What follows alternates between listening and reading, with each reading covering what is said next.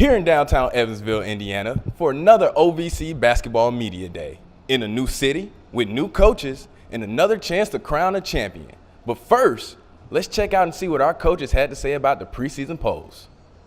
By and large, last year we had a good season. We had a bad stretch that cost us because the beginning of our conference season we were not very good, and it cost us a year. But we have guys that are good enough to win games.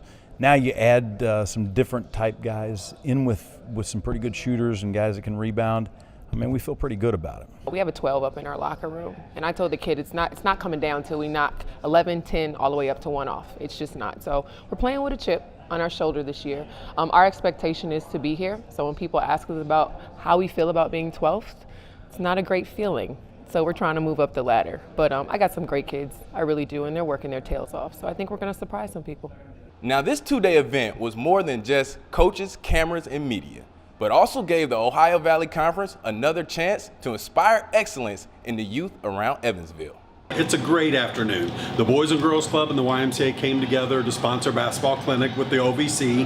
It's just great when we get an opportunity for, different colleges from around many states surrounding Indiana to come out with us and have an opportunity to kind of mentor the kids in our two organizations. With our conference being new to this area, it's always a good thing to give back and to introduce ourselves, and what better way to do it than with young people. It's just getting our brand here. We obviously don't have any teams in this area or in Indiana, but we have a great brand of basketball. We have a lot of great universities, great coaches on the men's and women's side, great student athletes, and so any way that we can get our brand out there and just show that what we're all about, and that's giving back to our community, having great relationships, and building that and building it from the ground up with the kids, and so that's why it's very important to start here. One of the neatest parts about this is when we get the coaches to have an opportunity to mentor the youth.